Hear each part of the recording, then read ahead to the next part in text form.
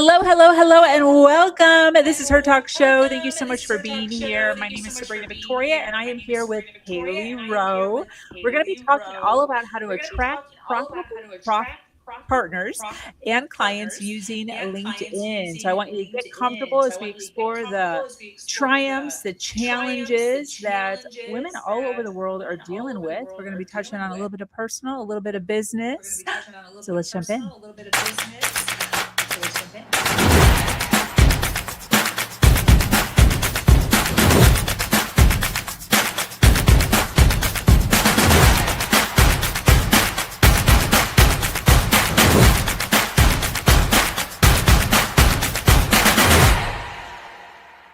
All right, if you're listening live, welcome. And if you're listening on the replay, make sure you hashtag replay wherever you're at so we can send you some love in the comments. We're here every day delving deep into the realms of health, wealth, and leadership with some of the most brilliant women globally. And we've interviewed over 800 women. Today we have another one on the list, Miss Hailey Rowe. She is a marketing and sales strategist known as the Mary Poppins of Business Solutions.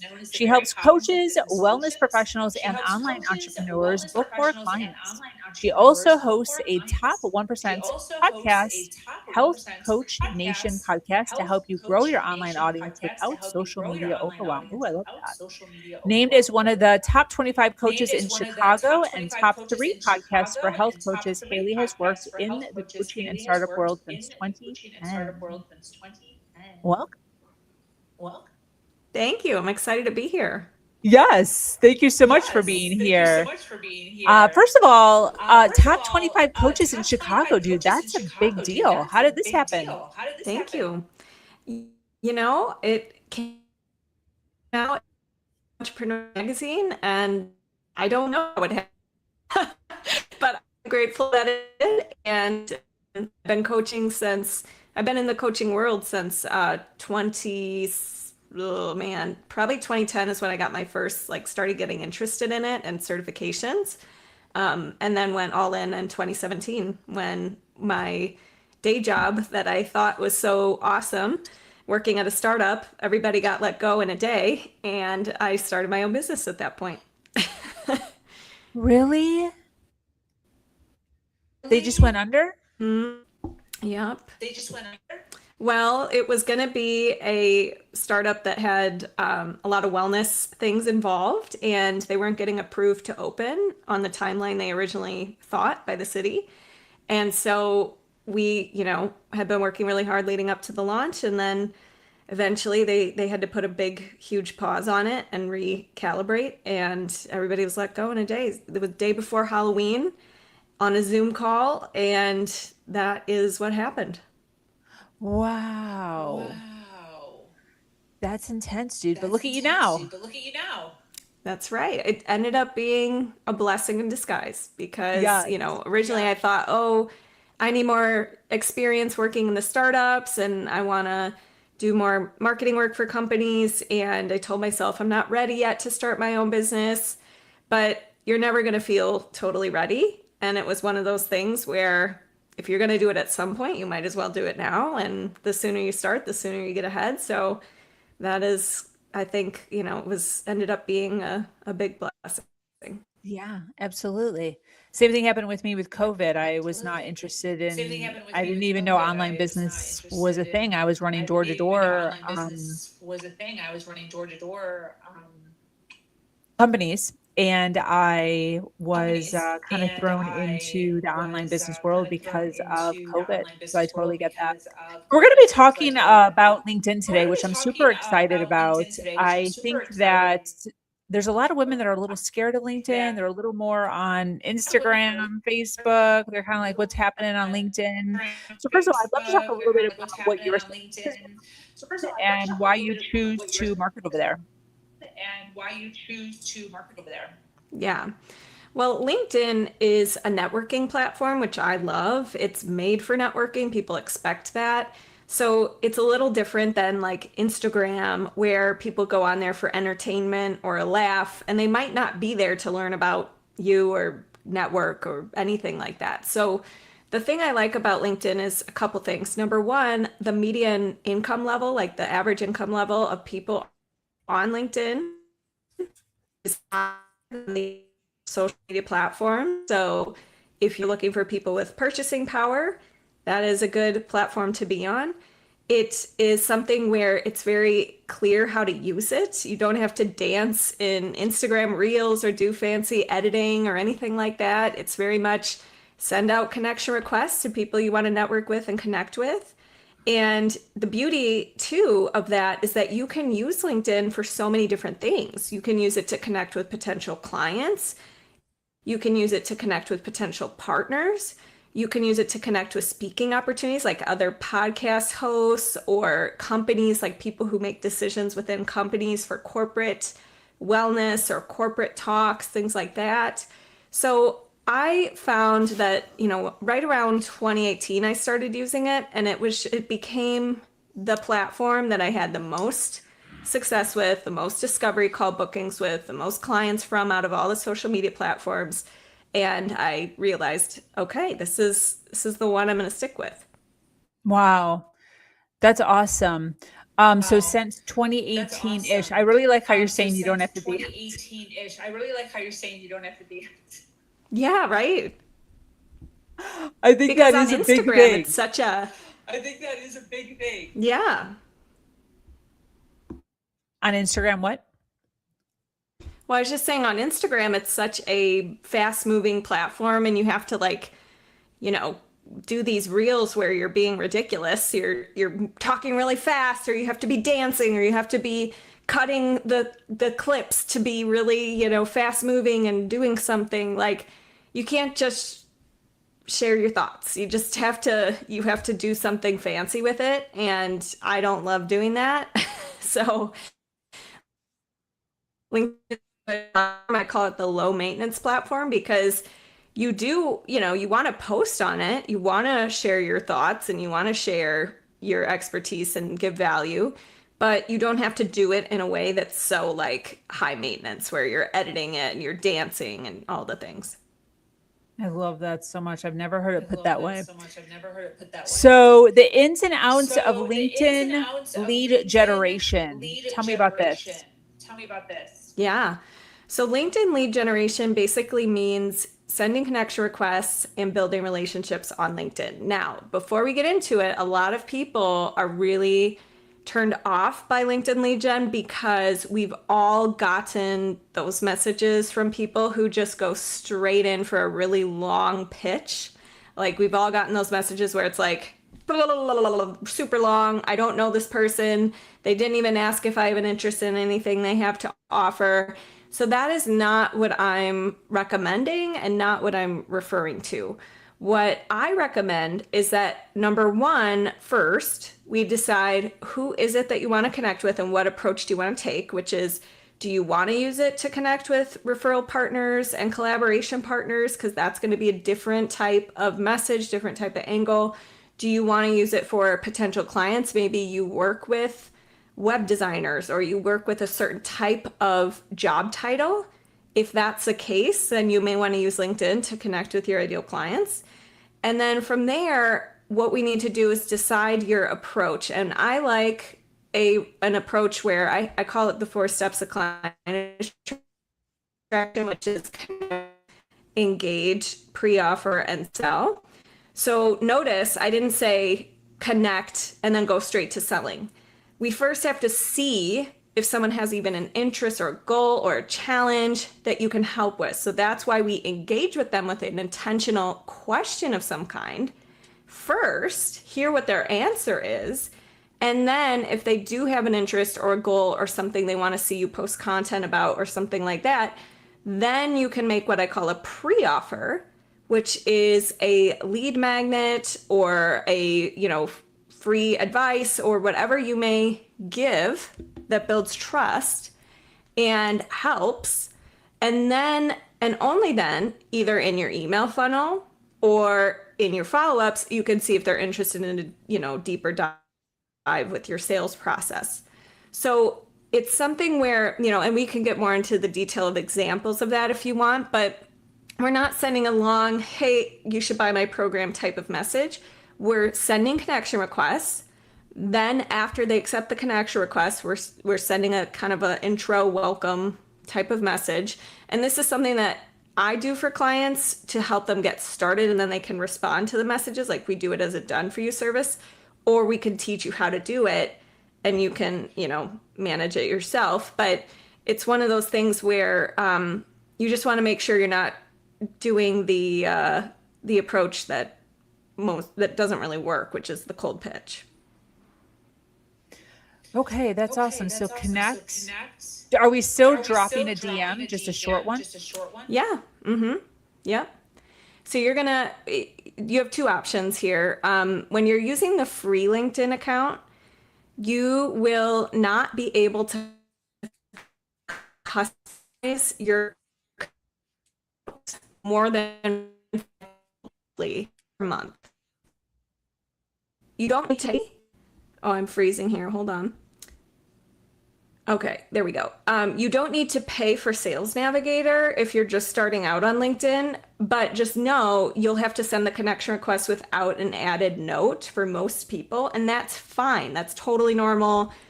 Sending connection requests is very normal on LinkedIn. Once they accept it, that's when I would send a message where you're asking a question. So if it's a potential collab partner, share why you connected. I noticed we work with similar audiences. It would be really fun to explore collaborating. Are you open to that? Simple. See where it goes, right? Or if it's your ideal clients, hey, thanks for being a part of my LinkedIn community. Insert question that starts a combo. Like, is there any kind of content that would be helpful to you because I want to make my content useful for XYZ type of people, for women entrepreneurs, whatever it is, right? Something like that. I love this so much. And then are you ever jumping on one-to-one calls with people? Yeah, that's the goal. That's where you can, if they do say they want to collab, have a collab chat. If they do say, yeah, I need content about blank, do content about blank and then see if they want to go deeper and if they do want to call. But every conversation doesn't have to lead to a call. It's just where you are seeing someone has a goal or a need, or you have connections for them, or you can give them value.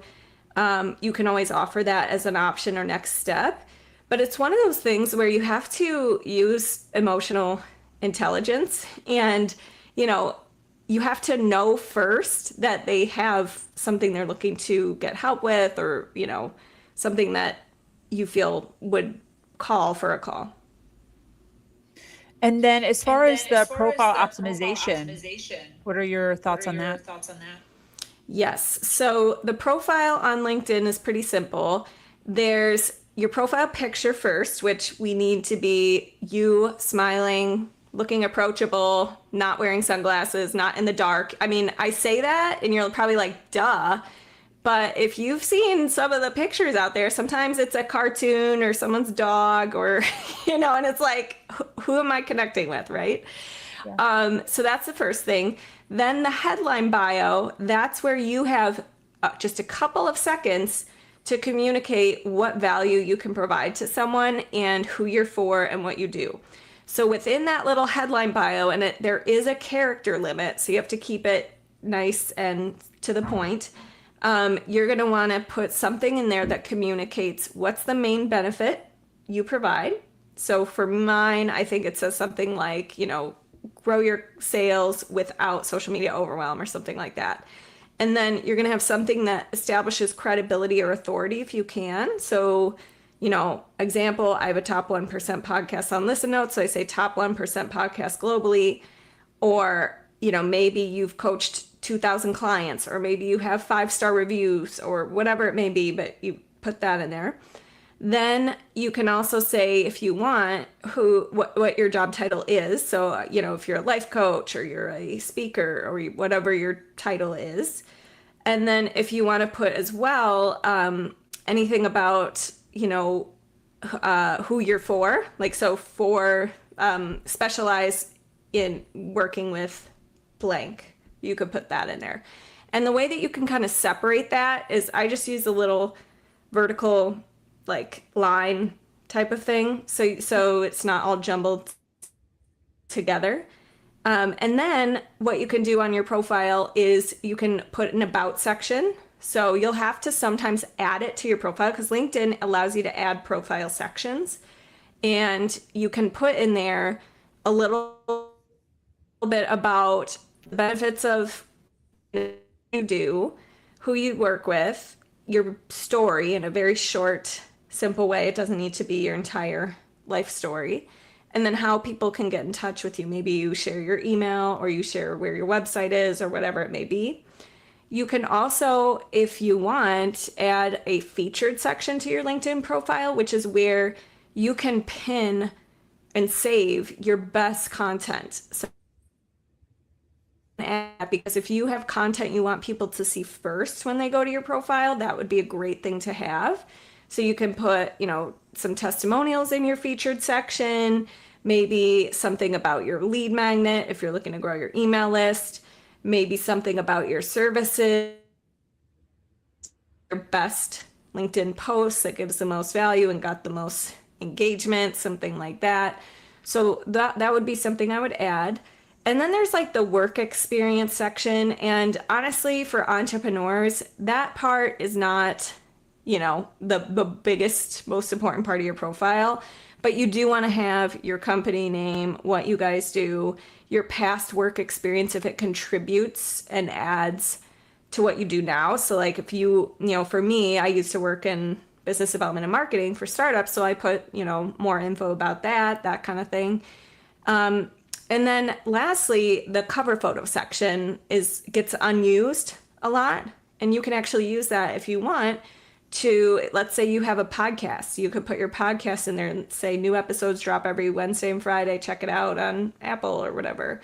Or you can use that as valuable space to promote a call to action of some kind, book a free call at blank.com, things like that. So overall, your profile is that thing that it's kind of like your website. It's like within a couple seconds, you want to get across how you help, what you do, make sure it's clear, and you can have those different sections on your profile. That's fantastic. What about individuals that I see that have their name and then kind of like what they do after their name? What are your thoughts on that? In the actual name section on their profile? Yeah. I think you could do that if you wanted to fit in more keywords. I don't, just because you do have the headline bio where you could do that as well. But yeah, I'm not against it. That's cool. As far as the steps for booking. So you were saying you connect, get in their DMs, strike up a conversation of some sort, engage. Mm-hmm. What is your process on actually booking those calls? Yeah.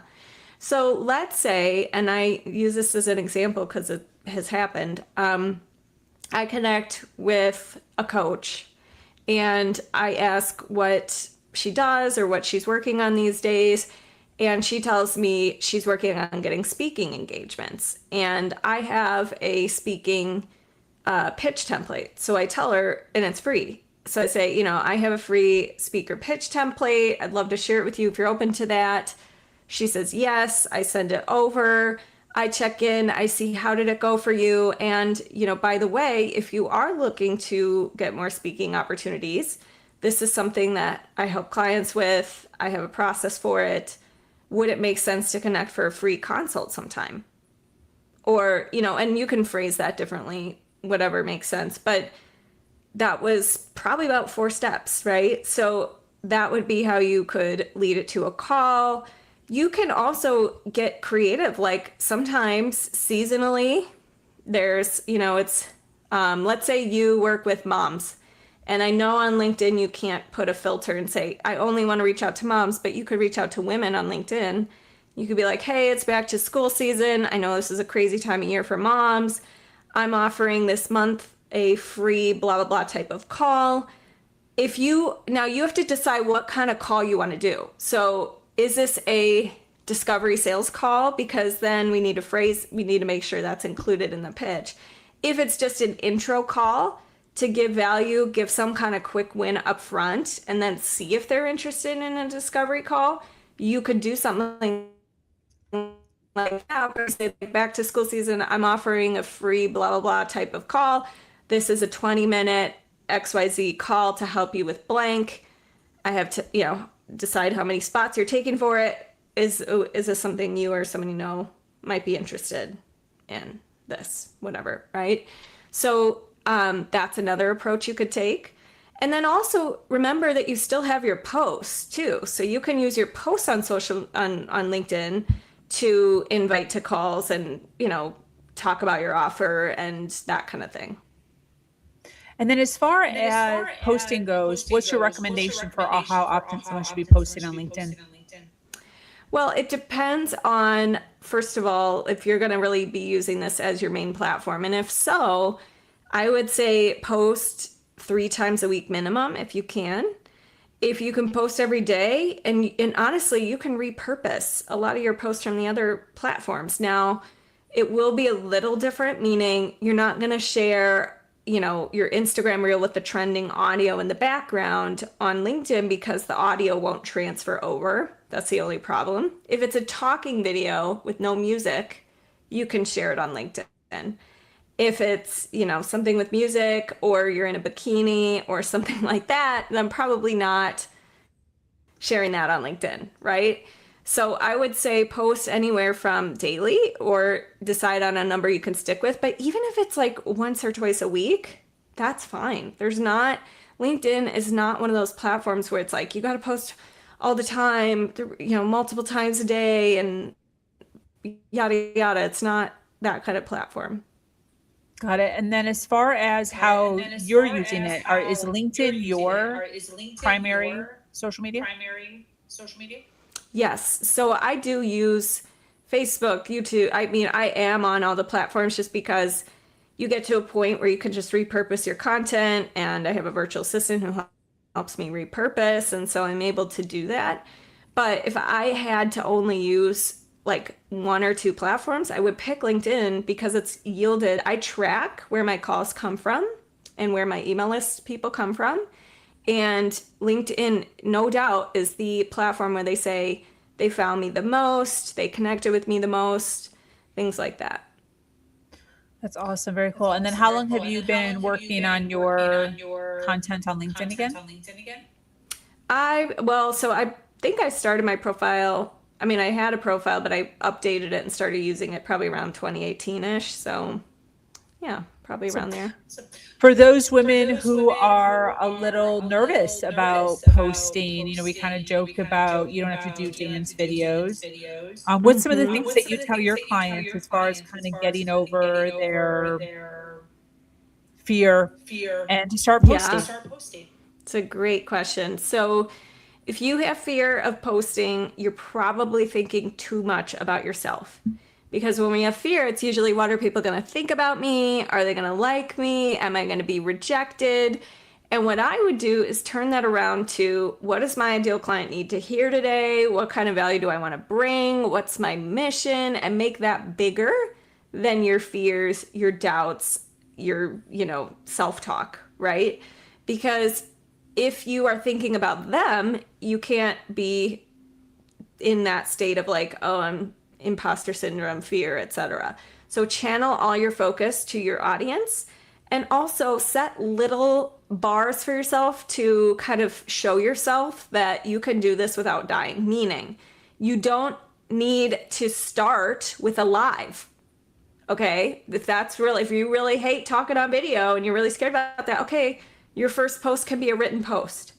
If you are afraid to post a picture of yourself, you can start, even though I don't love this, even though it's not the best kind of post, do a stock image. Fine. Just get started. Like the first step is just get in the frequency of posting, and then we can level it up. We can raise the bar. We can start to show your face in the pictures. We can start to make your first video, things like that. So set little kind of bars for yourself and do it and realize, oh, wow, that wasn't as bad as I thought. And you can. Yeah, absolutely. I remember when I first started on YouTube, before I even was doing anything remotely close to this. I was in the health and wellness arena. And I started posting videos on YouTube of just the food that I was making, like the blender or the chopping or whatever it was. I was showcasing like food. I was vegan back then. And it took probably about 3 or 4 months till I finally started showing my face. But then even then I wasn't talking. I would have like a video or a music overlay over it before I again started talking. So it was probably about 6 months of Oh, kind of like what you're talking about, the steps to kind of become visual before I actually started talking directly to the camera. And to your point, just get started. yeah, exactly. Yeah, I love And that. having a business is scary, and you just need to become more comfortable having that feeling of fear. It's not bad. You don't need to avoid it. Just like let it come with you for the day Yeah. and still do your work. I also feel like, is there less trolls on LinkedIn? I, it's funny you say that because I've never really had trolls on LinkedIn. So, yeah, I mean, I guess I think people are more get on, get off of LinkedIn of like, let me, answer my messages, let me check out a couple posts, and then they get off. I don't think they're on there to be like trolling or doing that. They have probably better things to do. So, yeah. Yeah, I'm thinking about that. I feel like that would be less for some reason. I'm not really sure about that. Okay, and then as far as connecting, is connecting the same as following on social? Is that the same verbiage? No, so connecting it on LinkedIn is sending an actual connection request where they're going to show up now in your network and you're going to see posts and you're going to be able to message them. It's more of like their page, but they're not connecting with you back. So I don't know if that came across. They're not connecting with you back. If you just follow them, you'll see their posts, but you guys are not connections. So that is a different term. So the idea is to get as many connections as possible, not just follow people. Yes. Exactly. But then people following you, like you have 21,000 people following you. How did you get that number?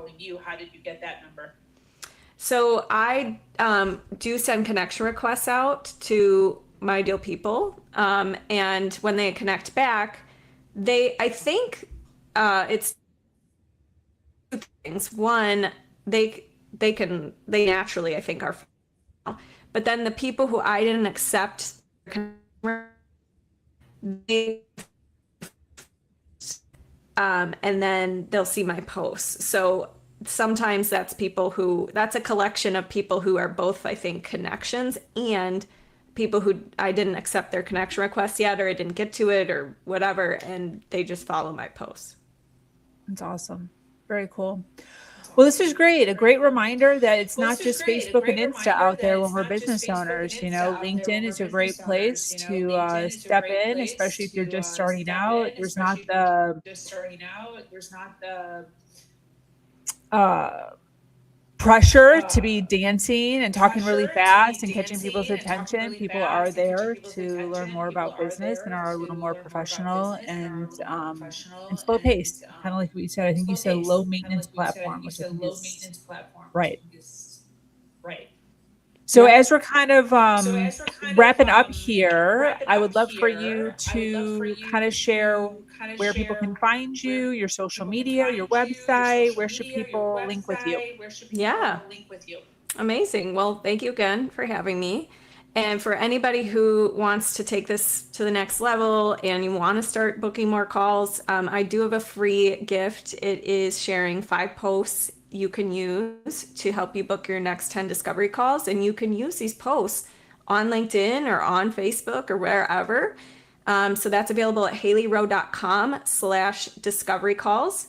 My website is just haileyrowe.com. I'm on Instagram at Hailey_Rowe. I'm on LinkedIn, obviously, at Hailey Rowe. We've talked about that today.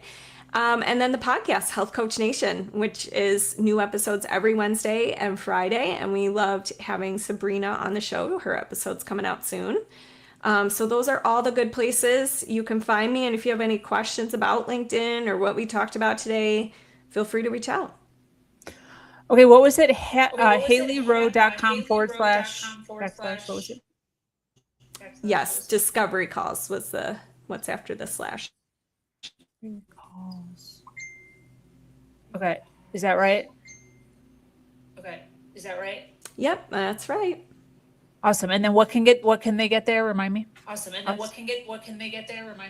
The free action plan in class, it's sharing 5 posts to help you book your next 10 discovery calls. Beautiful. I love that.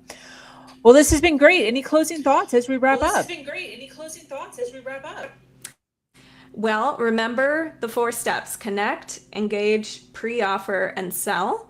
Start to track where you're having trouble within that process, because there's always improvements, of course, that we can start making after you start testing.